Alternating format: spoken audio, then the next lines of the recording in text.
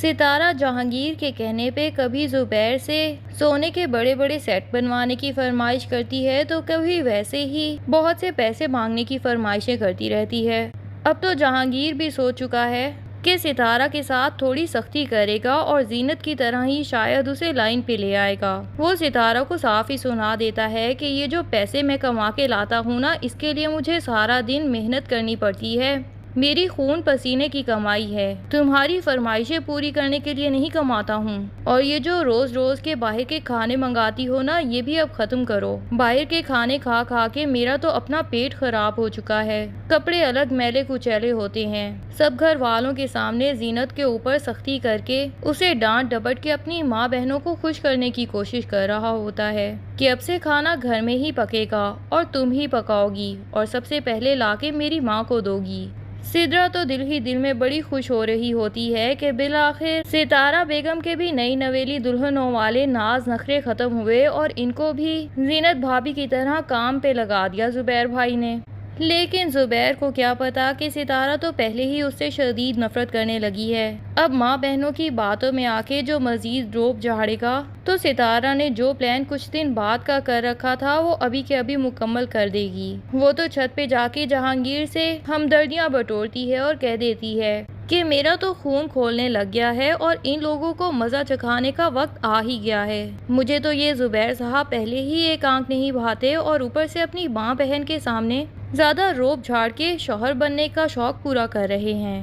جہانگیر بھی کہہ دیتا ہے کہ موقع اچھا ہے، آج کل میں ہی اپنے پلان کو سر انجام دینے کی کوشش کرتے ہیں۔ ویسے بھی شاہانہ کو یہاں کسی شادی میں جانا تھا تو وہ اپنا اچھا خاصا گولڈ بھی لے کے آئی ہے جو کہ ماں کی تجوری میں ہی رکھوایا ہے۔ تو جہانگیر یہی مشورہ دیتا ہے کہ سارا کا سارا سامان لے کے یہاں سے رفو چکر ہو جاتے ہیں۔ ستارہ زبیر کے گھر والوں کے سامنے کہہ دیتی ہے کہ کیا یہی ہے آپ کی محبت، بس اتنے ہی دنوں میں ختم بھی ہو گئی؟ تو زبیر کہتا ہے کہ محبت اپنی جگہ، لیکن میں اپنی آنکھیں جان بوجھ کے بند نہیں کر سکتا، جو ڈیوٹیز تمہاری ہیں وہ تمہیں ہی کرنی ہوں گی۔ زینت بھی یہ سب کام بخوبی نبھا رہی تھی۔ اب تو ستارہ کو زینت کی مثال سن کے اور بھی آگ لگ جاتی ہے اور وہ کہہ دیتی ہے کہ زینت تو ایک ان پڑھ جاہل عورت تھی، آپ میرا مقابلہ اس کے ساتھ کر رہے ہیں۔ دوسری شادی کر کے آپ کو پہلے سے بھی زیادہ حسین اور پڑھی لکھی بیوی مل گئی ہے، اسی لیے شاید اپنی اوقات بھول گئے ہیں۔ لیکن زبیر بھی اپنی بات سے پیچھے نہیں ہٹنے والا، وہ تو مزید روب جھاڑ کے کہتا ہے کہ مجھے ایک مکمل گھر چاہیے،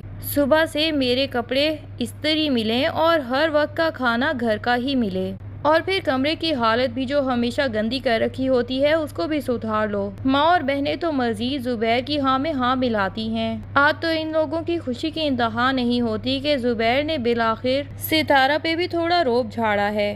ستارہ بھی چپ کر کے کچن میں چلی جاتی ہے کھانا بنانے کے لیے، اور چوہے مار دوا جو کہ وہ لے کے آئی تھی کہ ان لوگوں کے کھانے میں ملا دے گی، اسے بھی چھپا کے ساتھ ہی لے جاتی ہے کہ کیوں نہ آج ہی ان سب کا کام تمام کر کے یہاں سے رفو چکر ہو جاؤں، جبکہ جہانگیر مجھ سے اتنی محبت بھی کرتا ہے اور میری قسمت میں اتنا حسین امیر لڑکا لکھا ہے، تو میں اس بدصورت اور بد لحاظ انسان کے ساتھ آخر کیوں گزارا کروں۔ سب گھر والے تو کھانا کھا لیتے ہیں اور اس کے بعد سونے چلے جاتے ہیں، لیکن زبیر کہہ دیتا ہے کہ آج تو میں دکان پہ ہی کھانا کھا آیا تھا اور کھانا کھائے بغیر ہی سونے چلا جاتا ہے۔ اب ستارہ کی ٹینشن تو مزید بڑھ جاتی ہے، تو وہ دودھ گرم کر کے اسی میں ہی دوا ملا کے زبیر کے پاس لے آتی ہے اور بڑی ہی محبت سے کہتی ہے کہ آپ نے کھانا بھی نہیں کھایا میرے ہاتھ کا، چلیں تھوڑی سی تو خدمت کا موقع دیں اور سونے سے پہلے دودھ ہی پی لیں۔ زبیر ستارہ کا یہ بدلے ہوئے تیور دیکھ کے حیران بھی ہوتا ہے اور ساتھ ہی خوش بھی ہوتا ہے، اور اسے لگتا ہے کہ شاید عورتوں کو سیٹ کرنے کا یہی طریقہ ہے کہ روب جھاڑا جائے۔ میں نے زینت کی طرح اس کے اوپر کبھی حکم چلایا ہی نہیں،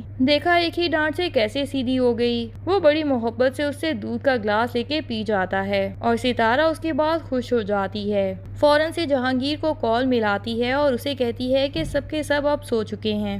یہ دونوں مل کے تجوریوں میں سے سارا کا سارا سامان نکال لیتے ہیں اور گھر سے نکل جاتے ہیں۔ ادھر ریلوے اسٹیشن پہ بیٹھے ہوتے ہیں، جہانگیر تو چاہتا ہے کہ ستارہ کو بھی اپنے سر سے اتارے تاکہ پھر سارا کا سارا الزام ستارہ کے سر لگ جائے اور جہانگیر یہ سارے زیورات اور دولت لے کے یہاں سے رفو چکر ہو اور ستارہ سے بھی جان چھڑا لے۔ زیورات تو اس نے اپنے ہی بستے میں رکھے ہوتے ہیں، بس معاملہ صرف ستارہ سے جان چھڑانے کا ہے۔ بار بار اسے کہتا ہے کہ ہماری ٹرین ابھی لیٹ ہے۔ ستارہ بھی کہہ دیتی ہے کہ اتنی دیر سے یہی سنے جا رہی ہوں کہ ہماری ٹرین ابھی تک لیٹ ہے۔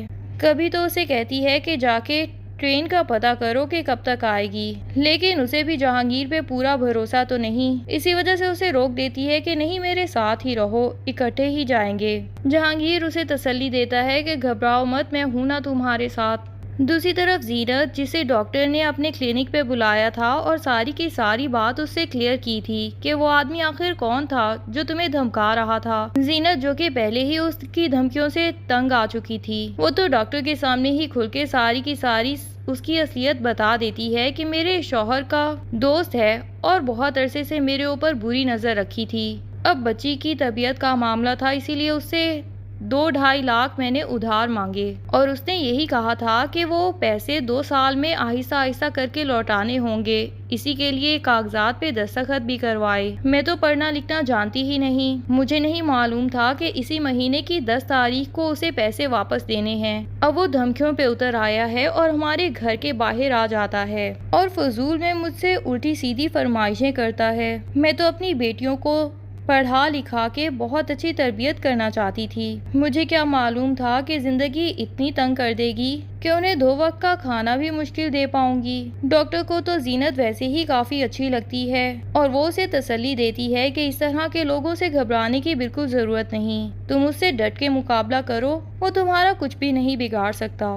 زینت ڈاکٹر سے ہی کہہ دیتی ہے کہ میں بہت اچھا کھانا بنانا جانتی ہوں، پلیز اگر ہو سکے تو اپنے گھر پہ مجھے کام پہ رکھ لیں۔ ڈاکٹر تو خوش ہو جاتی ہے یہ بات سن کے اور کہتی ہے کہ ہمارا خانسامہ تو کچھ عرصہ پہلے ہی چھٹی پہ چلا گیا ہے اور ابھی تک واپس نہیں آیا، اور گھر میں کھانا بنانے والے کی تو اشد ضرورت تھی۔ ساتھ ہی اسے بتاتی ہے کہ آج میری کچھ دوستوں کی دعوت بھی ہے، کیا تم بہت سے لوگوں کے لیے کھانا بنا سکو گی؟ زینت کہتی ہے کہ ہاں، میں تو بہت سے لوگوں کے لیے کھانا بنانے کی عادی ہوں اور طرح طرح کے پکوان بنانا جانتی ہوں، آپ مجھے جب سے کہیں گی میں تب سے ہی آپ کے گھر آنا شروع کر دوں گی۔ تو ڈاکٹر کہتی ہے کہ جب سے کیا، آج ہی سے آنا شروع کر دو۔ زینت فوراً سے تیار ہو کے پہنچ جاتی ہے اور اتنے لذیذ کھانے بناتی ہے کہ ڈاکٹر کی سہیلیاں تو پوچھتی رہ جاتی ہیں کہ یہ کس ہوٹل سے منگایا ہے، تو وہ بتاتی ہیں کہ خانسامہ تو ہمارے گھر پہ ہی موجود ہے، اور پھر زینت کو اپنی دوستوں سے ملنے کے لیے بلوا لیتی ہے۔ اس کی سب دوستیں بھی زینت کی گرویدہ ہو جاتی ہیں کہ اتنا لذیذ کھانا تو ہم نے کسی ہوٹل میں بھی نہیں کھایا۔ ڈاکٹر کی ساس تو زینت کے سر پہ بوسہ بھی دے دیتی ہیں اور اسے کہتی ہیں کہ تمہارے ہاتھ میں بہت ذائقہ ہے اور تمہارا سگڑاپا دیکھ کے میں جان گئی ہوں کہ ایک نہ ایک دن تم بہت ترقی کرو گی۔ زینت تو یہ تعریف سن کے ہی پھولے نہیں سماتی کہ کب گھر جائے اور نیلم کو یہ خوشخبری سنائے۔ ظاہری بات ہے، انسان میں کوئی ہنر ہوتا ہے تو اس کی تعریف تو کہیں نہ کہیں سے ہو ہی جاتی ہے۔ یہ تو زینت کا ہسبینڈ اور اس کے سسرال والے ہی بے قدرے تھے جنہیں اس کی اہمیت کا اندازہ نہیں ہوا تھا۔ ویسے تو ان کو بھی بہت جلد اس کی اہمیت کا اندازہ ہونے والا ہے، لیکن شاید زینت اس سے پہلے ہی اتنے اعلیٰ مقام پہ پہنچ چکی ہوگی کہ اس کے بعد اسے اپنے شوہر نامراد کے پاس واپس جانے کی ضرورت ہی نہیں ہوگی۔